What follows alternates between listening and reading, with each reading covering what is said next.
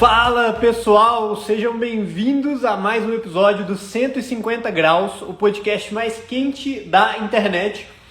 E hoje a gente vai entrevistar o Evaldo Albuquerque, que ele é Copy Chief da Ágora, que é a maior empresa do mundo de marketing direto. Os caras faturam mais de $1 bilhão por ano.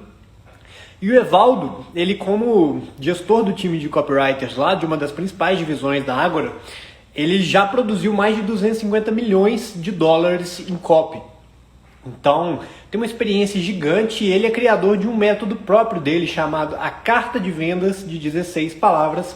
E hoje a gente vai falar muito sobre isso, sobre a trajetória do Evaldo, sobre o método que ele criou. E a gente vai ter um bate-papo bem legal, como acontece em toda vez aqui no 150 Graus.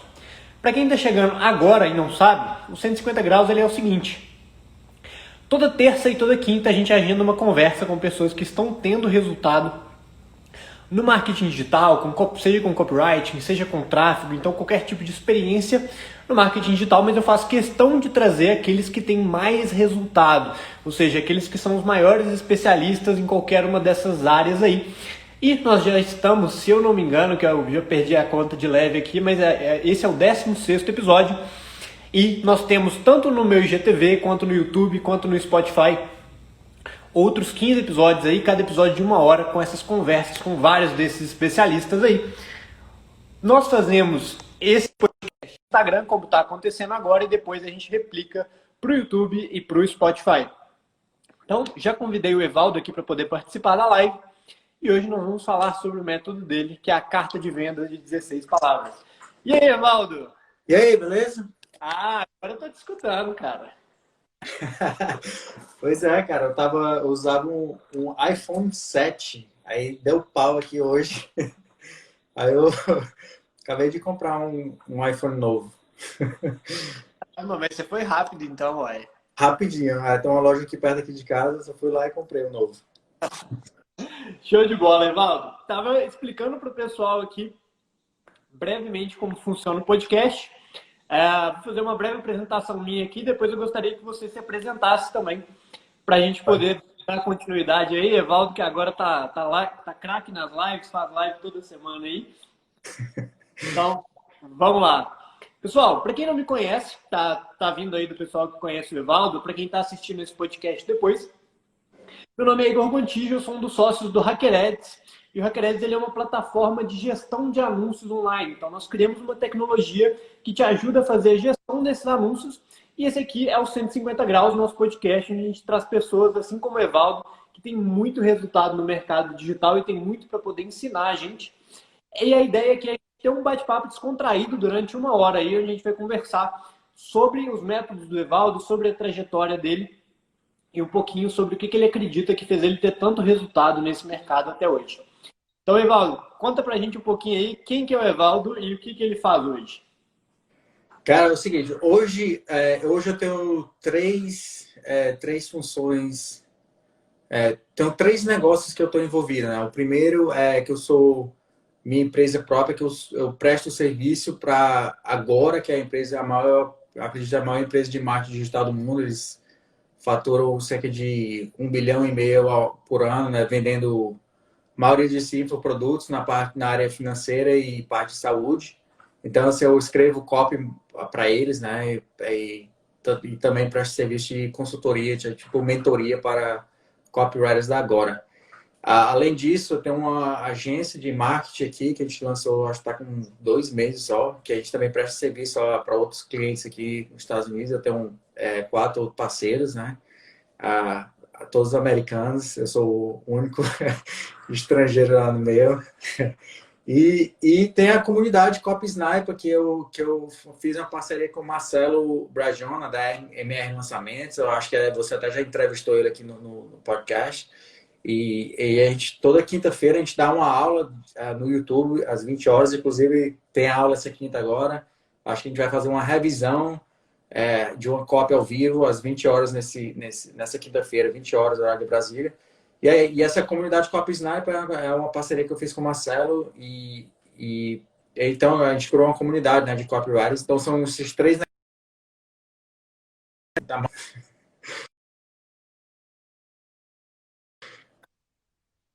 Cara, legal demais. E, pessoal, só para lembrar que o Evaldo falou aí que a Ágora fatura 1,5 bilhão, mas é 1,5 bilhão de dólar, que na cotação atual do real dá mais ou menos uns 6 trilhões aí. Exatamente. É. Cara, legal demais. Tem até uma pergunta para te fazer, mais de curiosidade minha depois. Mas, Evaldo, eu sempre gosto de começar contando um pouquinho da história do convidado, né? Porque a gente vai chegar aqui, vai falar dos resultados que você tem hoje como copywriter, vai falar do sucesso que você vem tendo nesse mercado, mas eu não gosto de deixar só a parte boa, porque senão o pessoal imagina que é só chegar, que o Evaldo já saiu da maternidade lá escrevendo aí que deu tudo certo. E pela pequena experiência que eu tenho aqui com meus últimos 15 convidados, a história nunca é bem essa, Valdo. Então eu queria que você contasse um pouquinho pra gente como que foi sua trajetória aí. É engraçado, cara, porque é engraçado que a maioria das pessoas que acham copy é por acidente, né? E assim, eu também conheci copy totalmente por acidente, copy, marketing digital. Então, assim, para contar a minha história rapidamente, né? Que eu não vou passar aqui, eu podia passar horas aqui contando história. Rapidamente, eu vim para os Estados Unidos em 2001, 2000, para aprender inglês, porque eu estava fazendo o curso de Direito na Universidade Federal do Piauí. Eu queria ser juiz, então eu achava que aprender inglês iria me ajudar a isso. Então, eu vim para os Estados Unidos só para aprender inglês. Meu plano era estudar inglês, voltar para o Brasil, me formar em Direito e passar um concurso para ser juiz. Mas aí, quando eu cheguei aqui nos Estados Unidos, eu fiz o curso de 6 meses de inglês. Eu falei, vou ficar mais 6 meses aqui. Eu comecei a mudar os planos. Eu vou ficar mais 6 meses e vendo o que dá. E depois de 6 meses, eu falei, vou fazer um curso aqui mesmo na universidade. Né? Vou fazer um curso superior na universidade. Aí fiz curso de finanças. Depois desse curso, eu falei, não estou preparado para voltar ainda. Vou fazer um mestrado aqui. Eu fiz mestrado e depois que eu fiz o mestrado, eu falei, cara, vou trabalhar aqui, procurar um emprego aqui. Aí eu fui adiando, até aqui. Nunca tinha, né? Fui adiando até nunca voltar para o Brasil. Aí, depois que eu me formei, eu me formei na pior época que você poderia imaginar, que foi em 2009, que era a época daquela crise mundial, ninguém estava empregando. Mas tinha uma empresa, tive duas, na época eu tive duas ofertas, uma era de uma empresa de cartão de crédito, na Visa, que é uma empresa muito boa, e outra era uma empresa chamada Agora, que eu nunca tinha ouvido falar, né? E todo mundo estava me dizendo, cara, vai trabalhar com a Visa, porque Visa, cartão de crédito, empresa grande, todo mundo conhece e tal.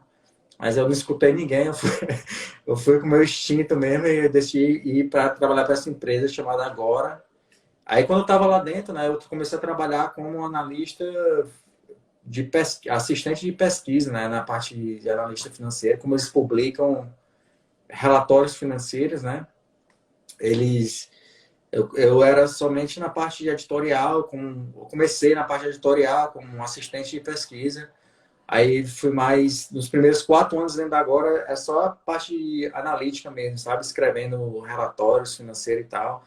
E eu sou tão burro que demorou 4 anos para eu perceber que o copy é que era a alma do negócio, né? Era o copy que fazia o negócio funcionar. E depois de 4 anos eu comecei a me interessar mais com copy e essa parte de marketing, né? Como é que a empresa faturava dinheiro e tal.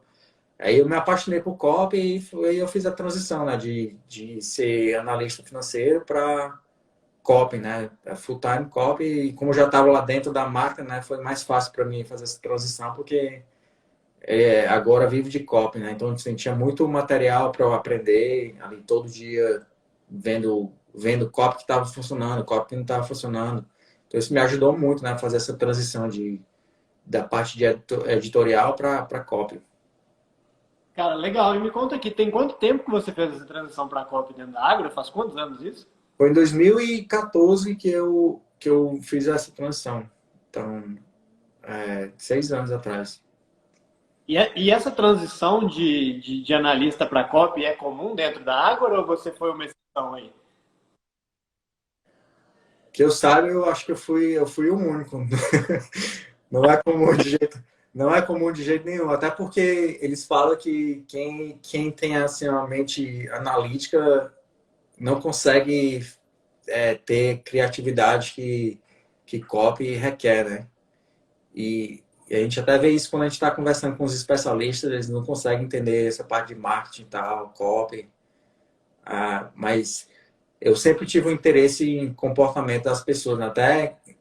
Até quando eu decidi ficar nos Estados Unidos, eu estava querendo cursar psicologia, né? Porque eu sempre tive um interesse em como as pessoas se comportam, né? O que fazem as pessoas se comportar de certa forma. Eu até fiz um curso, né, de psicologia, introdução à psicologia na universidade, só para ver como é que era, mas eu não gostei muito, porque os caras falavam mais era negócio de químicos no cérebro e tal. E assim, eu fiquei assim, não, mas aí o que eu estava interessado mais era o comportamento das pessoas, né? Então eu decidi começar a olhar em outras áreas e eu gostei de finanças. Eu falei, vou fazer um curso de finanças. Tá? Eu gostei também, gostei muito de finanças, né? Então você acha que o que acabou acontecendo é que eu acabei combinando, né, as coisas que eu tenho interesse, que é finanças e psicologia humana e tal. E eu acabei escrevendo copy para esses nichos de finanças, né, que é o que eu faço hoje em dia. Cara, legal. E eu queria entrar só um pouquinho mais. Como que foi esse seu início em copy aí? Você bateu cabeça nisso, teve dificuldade? Você já começou escrevendo, pegou jeito e foi? Como que foi isso? Cara, assim, essa transição para copy foi relativamente fácil para mim, porque eu já estava dentro da Agora, né? Quando eu fiz essa transição, eu já estava trabalhando com a Agora há 4 anos, então eu já sabia mais ou menos assim, já sabia mais ou menos o estilo de escrever e tal. Eu já estava escrevendo praticamente todo dia, mas eu estava escrevendo coisas editoriais, sabe? Não tinha nada a ver com copy. Só em 2014 comecei a entrar em copy, estudar copy e tal. Mas a transição foi relativamente fácil porque eu tinha acesso a muito material, né? Tanto material de teoria, né, de copy, para aprender a como escrever copy, como material de copy mesmo para estudar. Tanto é que eu aprendi, a maior parte das coisas que eu aprendi foi estudando copy, né? Toda vez que saía um copy que agora publicava, que vendia, eu estudava aquele copy, tá entendendo? E isso acontecia, toda semana tinha copy novo, né? Pelo menos 3, 5 copy novos dentro da agora que estava funcionando. Tá entendendo? Então, isso é muito material para você estudar. E não é à toa que a Agora tem os melhores copywriters do mundo, né? São dentro da Agora. Alguns dos maiores do mundo. Legal. E, pessoal, o Evaldo comentou aí, eu vou até reforçar, mas para quem ainda não conhece a comunidade Copy Sniper, vale a pena demais. Eu sou membro da comunidade paga lá e eles dão aulas gratuitas toda quinta-feira ao vivo no YouTube, onde eles entregam um conteúdo que vai para a comunidade. Então não tem daquela de, vou esconder o ouro aqui, se você quiser compra meu produto completo. A aula que eles dão ao vivo é a aula que vai para a comunidade e quem está lá tem uma série de outros benefícios, mas a aula é a mesma. Então vale a pena demais. E hoje eu aprendo copy principalmente com o Evaldo e com o Marcelo e mais recentemente eu tenho lido bastante também o The Big Black Book lá para aprender a questão de processos de copy mesmo. Mas são minhas duas principais referências. E quem não segue o Evaldo aí, depois da live também vai lá, que agora ele também virou influencer digital aí, começou a postar tem pouco tempo, né, Evaldo? Eu acho que tá com uns 3, 4 meses que eu criei. Eu nem tinha conta em Instagram. Eu falei, cara, não vou criar conta não, porque vai ser distração pro meu trabalho e tal. Mas aí, depois de tanta pressão, gente fica falando, cara, tem que criar uma conta, tem que criar uma conta. Eu falei, vou criar então. Cara, legal. Essa era uma questão que eu queria entrar com você também, Evaldo, porque pelo que eu vejo, você leva muito a sério, não só no trabalho, mas na sua vida, essa questão da disciplina, né? Igual você falou aí, cara, não vou instalar o Instagram porque isso vai me desviar do meu foco aqui no trabalho. E, cara, como que é a sua mentalidade hoje em relação a isso em geral? Sobre o tanto que você leva isso a sério, tanto na sua vida pessoal aí, que eu vejo que tem bastante também, quanto no trabalho, assim, que eu vejo que o Evaldo, galera, segue ele lá no Instagram depois, mas enquanto vocês estiverem domingo à noite vendo Fantástico, ele vai estar sentado lá escrevendo copy e achando uma maravilha ainda.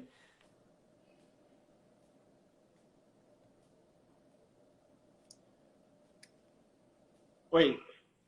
Beleza, é porque congelou um pouco aqui a imagem.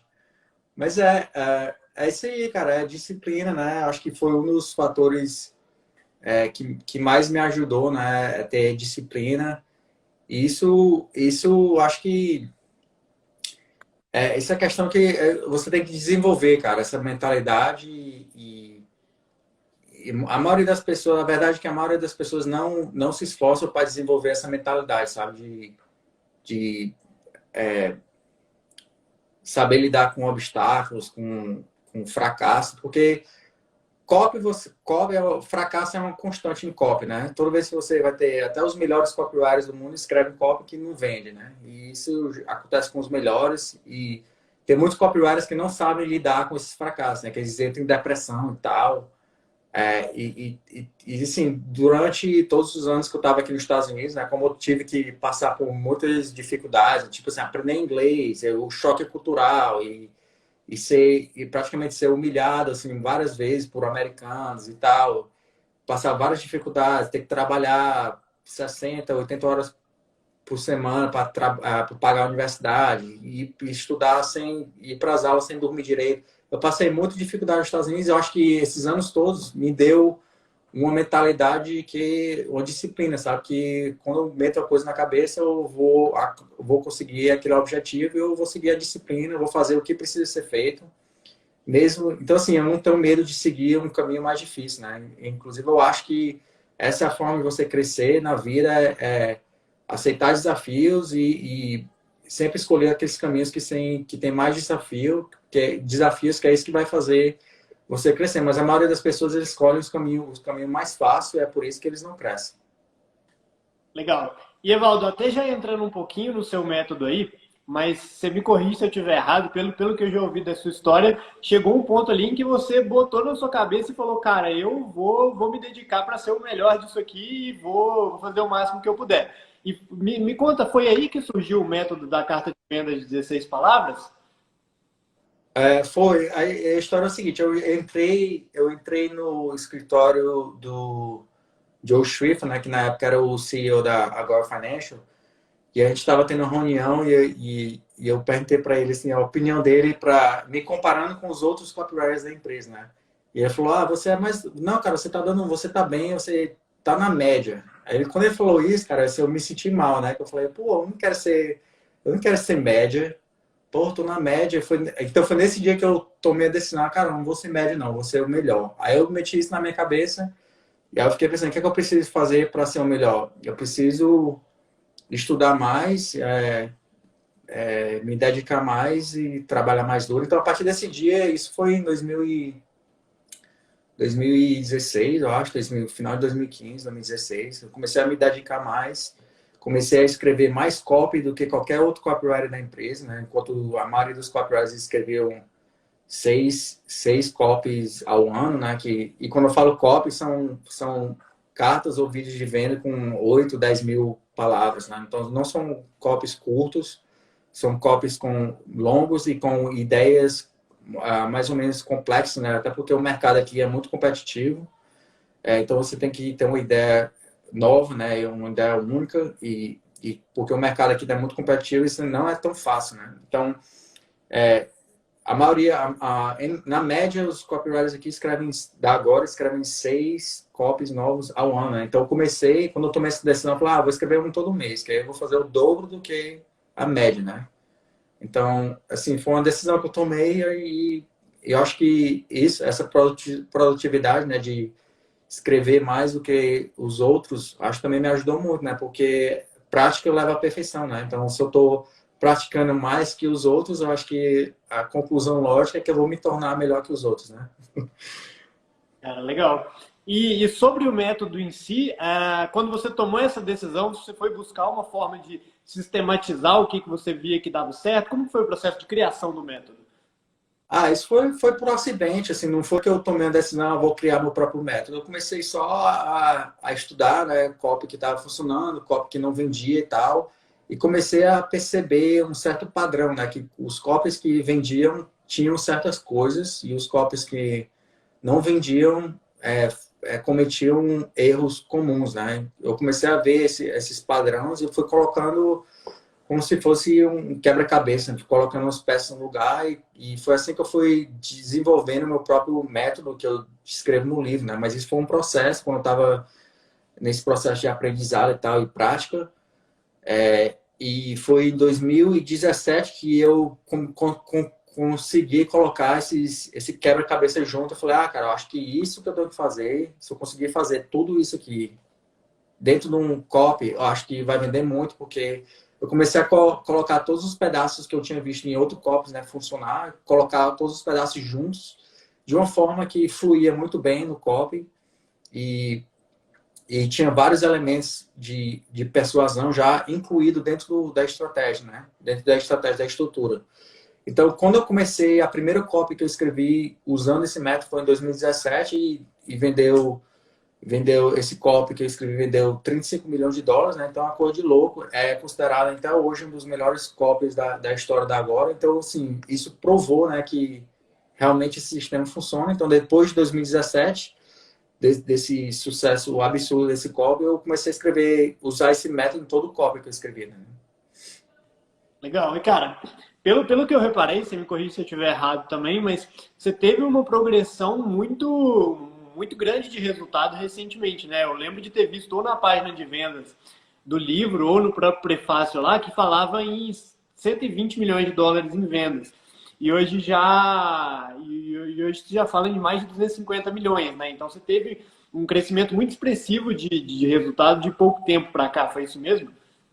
Na verdade é porque tem números, os números que eu uso são de épocas diferentes. Por exemplo, quando eu falo 250, é total na minha carreira, desde quando eu comecei a escrever copy. Quando eu falo 120, naquela época que eu mencionei 120, foi incluindo só os anos de 2017 e 2018, né?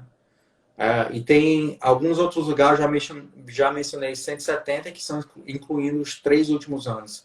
Então, a maioria das minhas vendas aconteceram nos últimos 3 anos, que foi mais ou menos 170 milhões, depois que eu desenvolvi esse método, né? 2017, 2018 e ano passado, 2019. Legal. E, Evaldo, antes eu queria dar uma passada no pessoal, da gente conversar um pouquinho sobre o método em si, que eu acho que é extremamente direto e interessante da gente poder passar por aqui.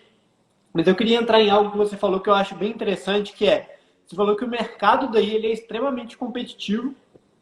E eu imagino que seja muito mais do que aqui, porque tem muito mais players fazendo isso e competindo pela atenção das pessoas num nível muito bom também, né? A própria habilidade de copywriting ela é muito mais desenvolvida aí no país, tanto que você com o Marcelo aí, com a comunidade, estão ajudando ainda a começar a desenvolver essa comunidade aqui no Brasil. Eu queria saber, de fato, por exemplo, o pessoal fala muito que existe um gap de competitividade de 5 anos, né, dos Estados Unidos para o Brasil em nível de dificuldade, de maturidade do mercado digital. Você sente que é de fato isso mesmo, que existe um degrau desse tamanho ou não é bem assim? Como que você vê essa comparação aí? Eu acho que não dá para quantificar desse jeito de 5 anos, né? Quem sabe, né? Mas, assim, em termos de sofisticação de pessoas, né? Eu acho que o Brasil tem gente de muito boa qualidade, né? De escrever copy e tal, até marketing digital, tráfego, assim. Eu acho que a qualidade do Brasil, qualidade do pessoal, né? De marketing digital é muito boa, mas a grande diferença é mesmo da sofisticação do mercado, né? Que aqui nos Estados Unidos é bem mais competitivo, porque tem qualquer nicho que você operar aqui nos Estados Unidos vão ter centenas de empresas fazendo a mesma coisa, e aqui copy não é mais novidade para ninguém aqui, né? Aqui todo mundo sabe copy e tal. Um exemplo que eu gosto muito de dar, cara, aí no Brasil a maioria das pessoas conhecem a Empíricos, né? E eles tiveram um sucesso muito grande com copy. Mas muita gente não sabe a história da Empíricos, né? Que agora tem empresas no mundo todo, né? Tinha empresa na França, Inglaterra, China, Índia, Austrália. Mas teve uma época que em 2010, 2011, eles começaram a falar, cara, o Brasil é um mercado que é muito bom e a gente não tem ainda nenhuma presença lá. Então a gente deveria procurar alguma parceria com alguma empresa lá local.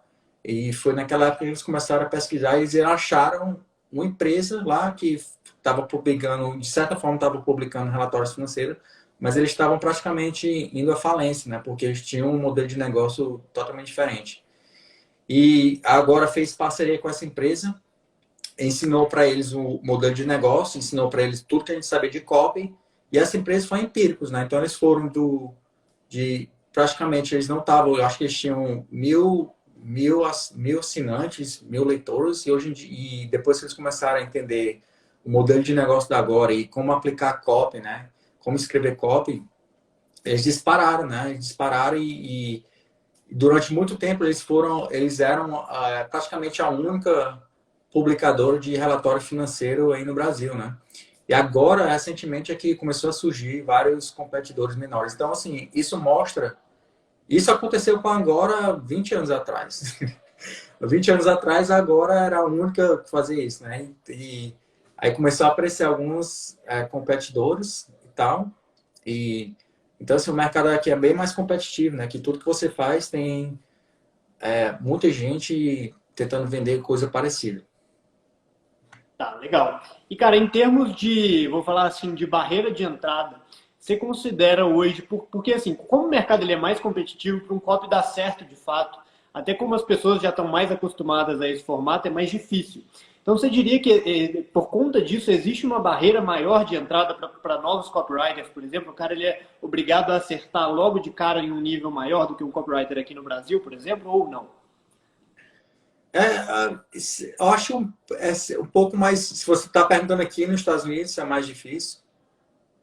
Eu acho que Isso. sim, porque quanto mais competitivo o mercado for, mais indireto você vai ter que ser no seu lead, e no headline, e, e você vai ter que ter uma ideia única, um mecanismo único, e isso é a parte mais complexa de copy, né? Porque, por exemplo, se você fizer um headline que tem uma promessa, como perder 10 quilos em uma semana. Isso nunca funcionaria aqui nos Estados Unidos. Talvez no Brasil funcione, até porque não tem muita... E eu estou falando isso só dando exemplo, né? Talvez não funcione no Brasil, mas estou só dando um exemplo de como uma oferta simples, né? Como perder 10 quilos em uma semana, pode funcionar no Brasil, mas talvez não funcionaria aqui. Eu falo isso até porque eu vejo muitas ofertas aí na área de financeira que é só uma promessa simples, é como assim, como ganhar dinheiro com alguma coisa e vende bem. E aqui nos Estados Unidos nunca venderia porque eles já viram esse tipo de promessa várias vezes, então não é nada único, né? Então na hora que as pessoas verem esse tipo de cópias, lá, já vi isso várias vezes, então eles ignoram, né? Então assim, acho que é mais difícil para copywriters começar aqui porque é mais competitivo, né? Cara, bem legal você ter falado isso. E, cara, eu acho legal porque no seu método, e aí já queria começar entrando um pouquinho falando do método da carta de vendas de 16 palavras, você ressalta muito essa questão do mecanismo único, né? Porque aí existe de fato uma exigência muito grande de, cara, precisa ser alguma coisa que as pessoas não viram, beleza, todo mundo entendeu isso do mecanismo único. A questão é que aí as pessoas já viram 1.000 vezes mais coisas do que as pessoas que viram aqui. Então, a barra sobe muito, né? E, cara, como que é, de fato, ter que criar mecanismos únicos num mercado tão mais saturado e tão mais acostumado a esse formato, assim? O que é dentro do seu método, o que você usa para poder, de fato, conseguir atingir isso dentro desse nível de competitividade que é muito mais alto? Assim, esse é um processo bem criativo, né? Porque muitas vezes o mecanismo realmente não é um mecanismo único. É um mecanismo que outras pessoas já usaram, já usam, mas você posiciona no copy como algo que parece ser único, né? Por exemplo, a gente vende um produto que é uma assinatura para um relatório financeiro. E a estratégia é a estratégia envolvendo opções, né? Que é um tipo de estratégia no mercado financeiro. Tem muita gente que vende relatórios financeiros aqui, né? Que é baseado nesse tipo de estratégia. Mas se você achar uma coisa única, né? E focar nessa coisa única, por exemplo,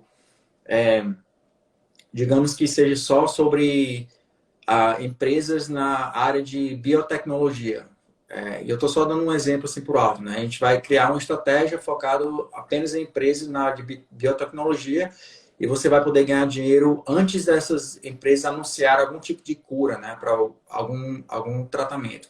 Então, isso seria a gente posicionaria uma coisa que outras pessoas fazem, né, como um mecanismo único, porque a gente está focando em uma coisa muito específica que vai diferenciar essa estratégia de outras estratégias que já foram feitas milhares de vezes, né? Então, assim, é um processo criativo, né, para achar esse... Não existe uma forma, né? Muita gente eles querem que eu dê uma forma. Segue esses passos que você acha um mecanismo único, mas é um processo criativo, você tem que fazer muita pesquisa para ver o que os seus competidores já estão oferecendo.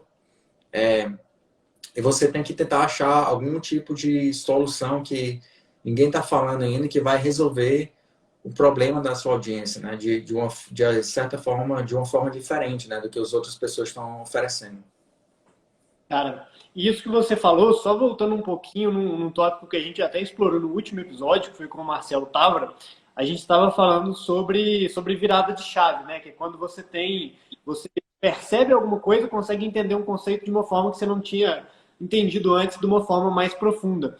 E a gente falou muito sobre isso relacionado a momento, né, Valdo? Eu posso falar uma coisa aqui agora para você que foi uma grande virada de chave para mim, isso não bater em você da mesma forma que bateu em mim, porque a gente está em momentos diferentes. E essa questão que você falou aí do mecanismo único, ela bate muito com isso também, porque varia muito do momento, né, Valdo? É uma especialidade também você conseguir capturar o espírito do momento ali e saber o que naquele momento é identificado pelas pessoas como um mecanismo único de fato. Igual agora, a gente está no meio da pandemia aí, pode ser um fator total de interesse das pessoas descobrir quem que é a primeira empresa que vai lançar a vacina do corona, por exemplo. Mas isso só é propício agora, nesse momento que a gente está vivendo. E se o cara for fazer o copy da descoberta da vacina daqui 6 meses, já não vale mais, né? Então passa muito sobre isso, de capturar o momento. Uhum. Isso é especialmente importante no mercado financeiro, né? Que o mercado está sempre mudando, tem altas e baixas e tal. Mas você vê isso também em outros nichos, né? Tipo o nicho de dieta, tem dietas que estão na moda, né? E as dietas saem de moda e entra outra dieta. Então você tem que sempre prestar atenção no mercado, né? Como o seu mercado tá mudando, né? Cara, legal. Outro ponto que eu queria saber sua visão sobre, que a gente comentou em outros episódios também, e é até falando da virada de chave, né? Mas uma coisa que eu escutei uma vez sobre copy que me impactou bastante foi que o único jeito de você chamar a atenção sendo pequeno é indo contra o que a maioria está falando. Você também, de uma maneira geral, busca posicionar a ideia do seu copy num fluxo contra o que está sendo dito na maioria das vezes ou nem sempre? Como que funciona isso? Você tem essa preocupação de fato na hora de escrever? Na verdade, não, porque muitas vezes o que está sendo dito é o que está vendendo, né? Tipo assim, a maioria das copies que funcionam e que vendem, eles estão vendendo porque eles conseguiram captar algum momento, alguma emoção que existe naquele momento, né, no mercado. Por exemplo, pelo menos aqui nos Estados Unidos agora, tem muita gente que tem uma emoção de incerteza, né? Ninguém sabe como é que esse vírus quando esse vírus vai acabar e tal. Então, assim, tem muito copy que está vendendo aqui que está explorando essa emoção, né? Gente que não sabe se o mercado vai cair e tal. Gente preocupada com a eleição que vai ter agora, né? Aqui nos Estados Unidos, que tem muitas incertezas, né? E, então, assim, quando a gente vê copy com os mesmos tipos de emoção, tema funcionando, você quer prestar atenção em vez de ir contra, né? Tentar achar a sua ideia, uma ideia única, mas que tenha um tipo de emoção parecida, né? Por exemplo, teve um copy aqui que estava vendendo bem, que outro copywriter escreveu, que estava vendendo muito bem, que ele estava falando que tem um motivo que muitos americanos não estão se dando bem na vida é por causa de ter uma nova classe, né? Que é a classe das pessoas que chamam que trabalham com coisas digitais, né? É uma ideia um pouco complexa, mas praticamente a ideia do cara foi dizendo que quem se envolve em coisas digitais está se dando bem na vida, e quem não se envolve e não está se dando bem na vida. Então, esse copo vendeu muito bem e a gente escreveu, com o pessoal da minha equipe, eu tive outra ideia de escrever uma emoção bem parecida, só que a gente substituiu essa parte digital por políticas monetárias. Mas a ideia é praticamente a mesma. Se você não está se dando bem na vida aqui, a culpa é por causa das políticas monetárias aqui do governo e tal. E a emoção é muito parecida, porque você está explicando por que você não está se dando bem na vida. Então, assim, em vez de ir contra o que estava dizendo, eu procurei pensar uma ideia única, mas que uma emoção parecida, né? Porque se aquele copy está vendendo bem, é porque essa é a emoção que predomina agora no mercado, né?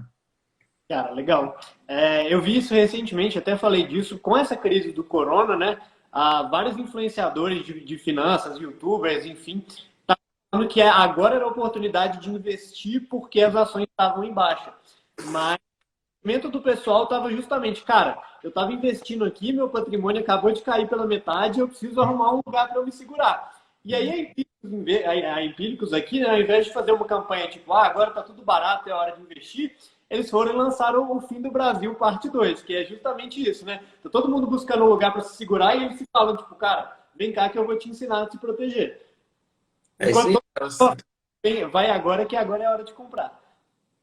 Então você não pode ir contra tipo assim, a emoção que existe no mercado, né? O que você tem que fazer, se você quiser ser, o que você tem que fazer é falar alguma coisa que vai contrariar a expectativa só para prender a atenção, né? Mas você tem que violar expectativas, né? Assim, de uma forma que você falar alguma coisa que viola expectativas, mas que você não está indo contra a emoção existente no mercado, né? Porque você não vai conseguir persuadir ninguém se você está indo contra coisas que eles acreditam já, né? Legal. E falando disso que a gente está falando, até de momentos e crises, eu queria entrar especificamente na. Aliás, ô Evaldo, eu vou tomar a liberdade aqui de fazer uma breve introdução do seu método, tá? Mas só para eu poder entrar na pergunta. Pessoal, o método do Evaldo ele é composto por uma série de perguntas ali que ele usa como framework para poder montar o copy. Então, dentre essas várias perguntas aí, tem a pergunta número 5, onde é perguntado quem que é o culpado, né, Evaldo? Porque o culpado do copy que está ali do outro lado nunca pode ser a pessoa. Você não pode virar e falar, Evaldo, você está querendo emagrecer, a culpa é sua, você que não tem disciplina, você que é preguiçoso enquanto seus amigos estão conseguindo. Não, existe sempre um inimigo que é o cara que está do outro lado e a culpa é do inimigo e o papel do seu copy é fazer o cara imaginar como que ele vai superar esse inimigo. Evaldo, queria que você falasse um pouquinho sobre essa parte específica aí do método, que eu acho extremamente interessante. É engraçado, porque a realidade é que a culpa sempre é sua. Isso é uma filosofia que eu sigo, né? A culpa sempre é sua, não é dos outros. E isso é uma filosofia que vai te ajudar na sua vida. Mas pro copy, ninguém vai gostar, você não vai fazer nenhum amigos, né? Dizendo que a culpa é da pessoa, né? Até pense na sua vida pessoal. Quantas vezes você já chegou para alguma pessoa e falou, rapaz, a culpa é tua, e acabou bem? Nunca acaba bem essa história, né? As pessoas, você vai criar vários inimigos, ninguém vai gostar de você. Então você não pode nunca dizer para a pessoa que a culpa é delas, apesar disso ser verdade a maioria das vezes. Você nunca faz um amigo numa festa chegando e falando, nossa, conheci um cara ótimo hoje numa festa, ele chegou, me criticou inteiro. Então as pessoas vão gostar de você quando você diz, cara, não, a culpa não é sua, cara, a culpa é aqueles caras lá que fizeram tal. Entendeu? E você bota a culpa em algum inimigo que aquela pessoa já não gosta, né? Então, é assim que você tem que tratar essa questão no copy, né? Porque é aquela história, né? Inimigo, como é? Amigo, não, inimigo do meu. Meu inimigo é meu amigo. Isso, inimigo do meu inimigo é meu amigo, né? Então você quer, dentro do copy, mostrar que você tá junto com o cara, né? Cara, eu tô junto com você. Se você quer já jogar pedras, né? Como jogar pedras no inimigo em comum, para poder criar de certa forma, criar esse link, né? Essa conexão com a pessoa, né? Que você se sente parte do mesmo time. Então, quando você está jogando contra o outro time, E isso vai ajudar a persuadir a pessoa. Cara, e outro ponto que eu acho legal a gente abordar aqui, principalmente por ser o Brasil no contexto de marketing que a gente tem, inclusive, aqui é exageradamente popular o formato da fórmula de lançamento. E, cara, muita gente que eu conheço aqui faz copy por conta desse formato.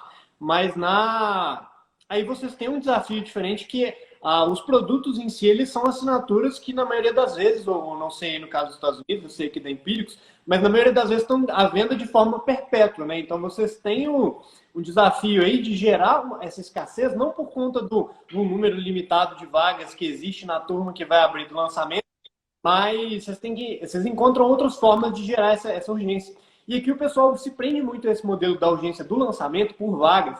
O carrinho vai fechar dia tal, você só tem tanto para entrar. Eu queria que você contasse um pouquinho para a gente como que funciona isso aí, já que os produtos são perpétuos, e quais outras formas vocês exploram no copy por conta disso.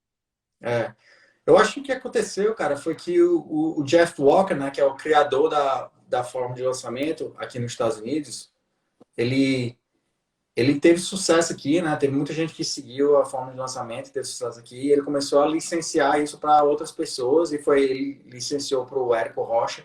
E como o Érico foi praticamente a primeira pessoa aí no Brasil a estar envolvido desde o começo, né, do marketing digital, ele dominou o mercado, né? Então esse modelo de lançamento se tornou a única coisa que as pessoas estavam aprendendo, né? Então assim, para a maioria, sem tirar crédito do método, né, funciona muito bem, mas para a maioria dos brasileiros, esse é o único método que eles acham que podem vender, né? Então, se as pessoas falam, pô, se eu tenho que fazer um lançamento, senão eu não vou vender.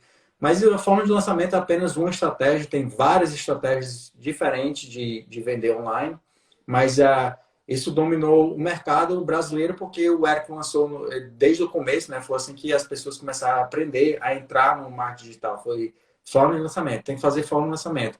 Mas aqui nos Estados Unidos, como o mercado, quando o Jeff Walker lançou a forma de lançamento aqui, já tinha várias outras estratégias, né? Então, se tornou mais uma estratégia, né? Inclusive, dentro da Agora, apesar de a gente fazer muito perpétuo, né? De vez em quando a gente segue a forma de lançamento. Especialmente quando a gente vai lançar um produto novo, né? A gente faz com algumas modificações, né? Às vezes a gente não faz 4 vídeos, né? Como todo mundo faz no Brasil. Às vezes a gente faz 3 vídeos, às vezes a gente faz só um vídeo mesmo, mas em vez de ser 3 CPLs, a gente faz 3 e-mails. Então, assim, tem várias variações, né? Diferentes de forma de lançamento. E na parte perpétua, é sempre tendo ideias novas, né? Para manter o copy vivo, né? Às vezes a gente muda só o headline e as primeiras páginas no copy, né? Para continuar rodando, né? Então, a gente está sempre... É uma máquina que não para, né? A máquina de gerar copy dentro da Agora, porque a gente está sempre vendo coisa perpétua e sempre precisa de ideias novas, né? Legal. E como que é feito nesse caso? Eu sei que o mercado financeiro em si, por conta do contexto, as oportunidades em si, elas já têm uma urgência, né? Porque você tem que investir ali na hora que aquela oportunidade aparece, que ela está na baixa, ou que vai acontecer um evento X, para você aproveitar. Mas, além disso, o que mais que é feito nesse mercado, nesse contexto do produto perpétuo, para se gerar urgência em um copy, sendo que ele não tem essa urgência que é natural do lançamento em si? Na parte financeira, como você falou, é mais fácil, né? Porque tem muitos acontecimentos que dão para o copywriter material para criar urgência. Por exemplo, a empresa vai fazer um anúncio anúncio dos lucros, né, da empresa, dia tal. Você pode escrever o copy dizendo que você tem que entrar antes dessa data, porque se eles anunciarem um resultado bom, as ações podem explodir e você vai ficar de fora, tá entendendo? Então isso já cria urgência. Mas eu entendo que em outras áreas talvez isso não seja tão fácil, né? Em outras áreas, outros nichos, né? Como área de finanças. Então, você tem que ser criativo para criar outro tipo de urgência. Talvez seja escassez, né? Limitar o número de produtos que você está vendendo. A gente fazia muito aqui tipo limitar por dia, né? Se você só incluir nessa palavra apenas 100 unidades hoje. Então você não limitou para sempre 100 unidades, você limitou 100 unidades hoje, então amanhã é mais 100, amanhã, depois de amanhã é mais 100.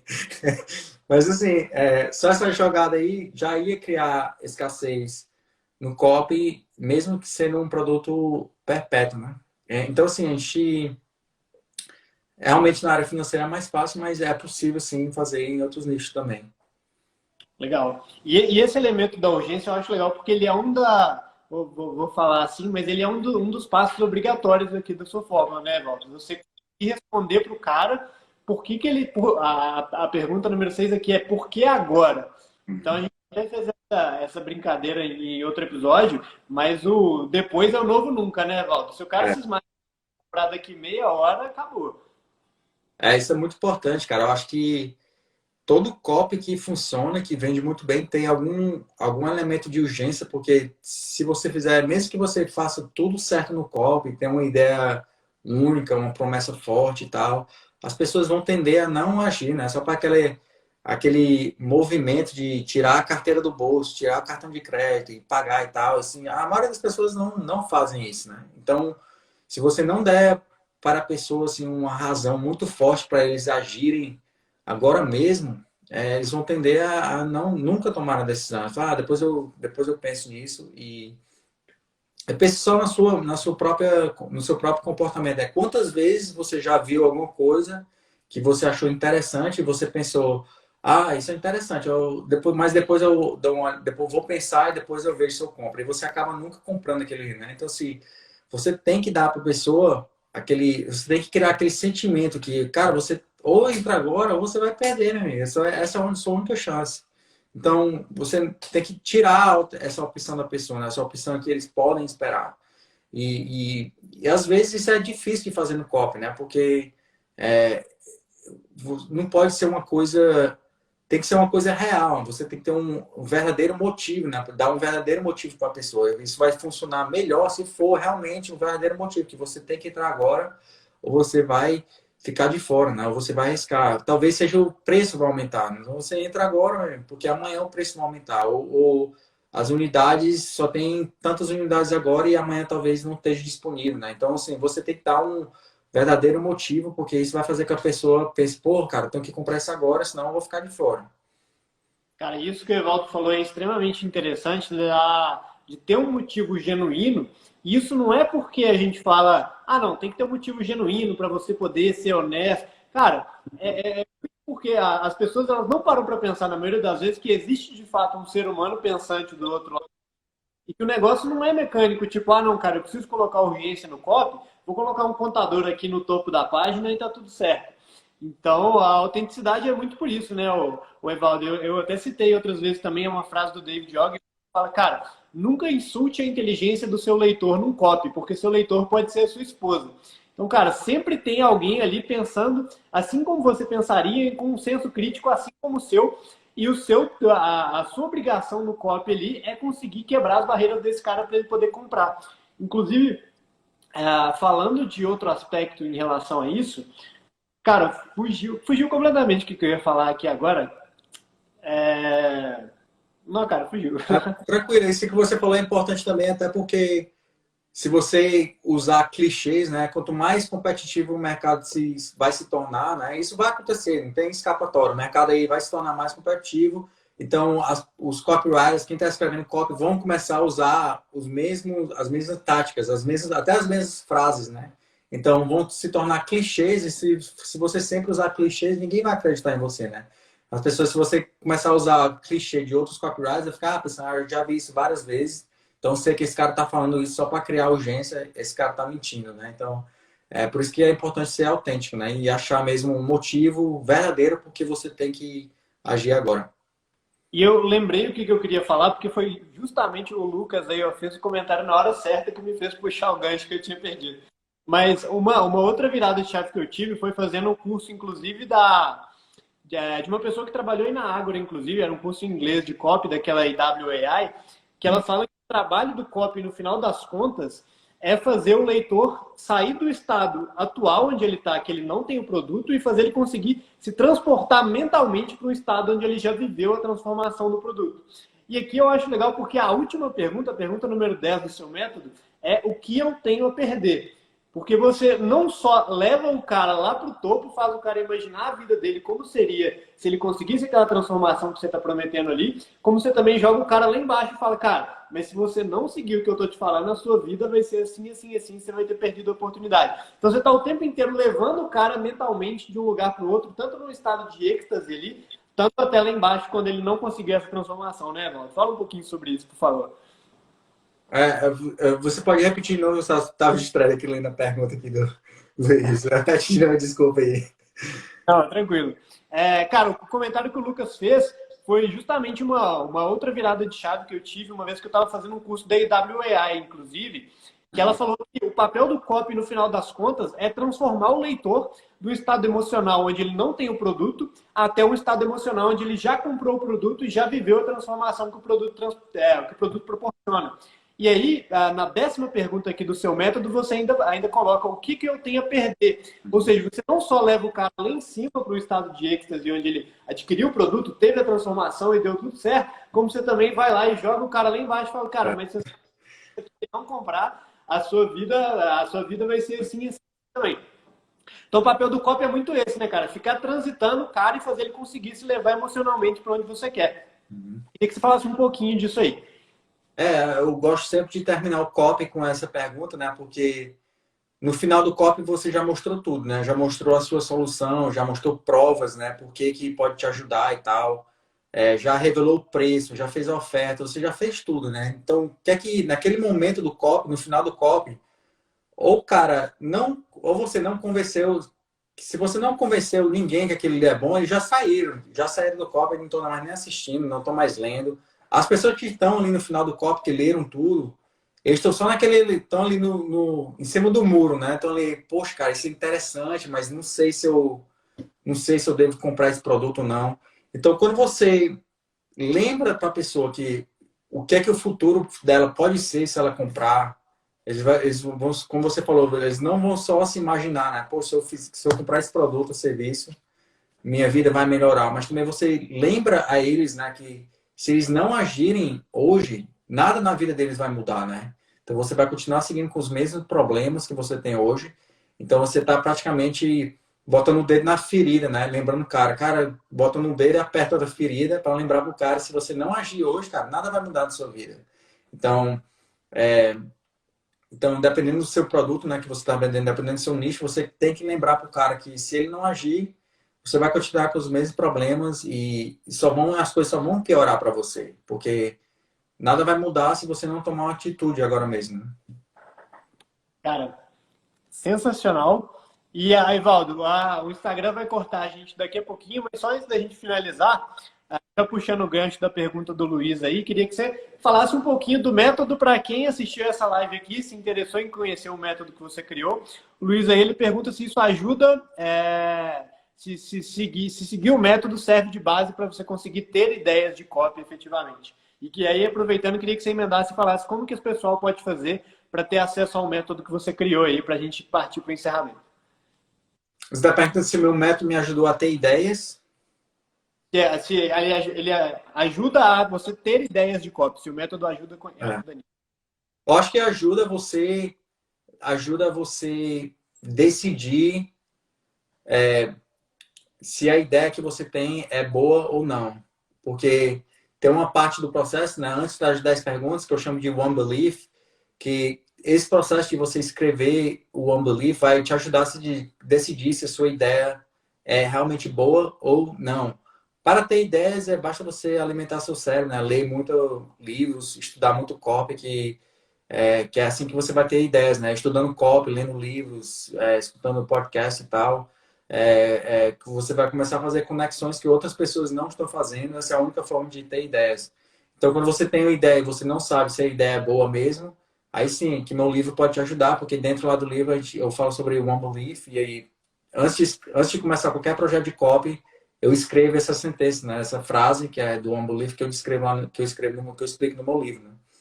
E eu acho que você perguntou, Igor, como podem acessar o livro. Eu acho que tem um link no meu perfil aqui no Insta, né? Primeiro, se você não me segue no Insta, me segue aqui no Insta. E tem um link no meu perfil que tem uma página de vendas que que explica lá, né, o meu livro, o que é que você vai receber com o livro, tem uns bônus também. Mas tá lá, o método tá dentro do meu livro, toda a explicação, e tá lá o link no meu perfil aqui no Insta. Legal. Pessoal, leitura obrigatória para todo mundo que quer produzir cartas de vendas aí.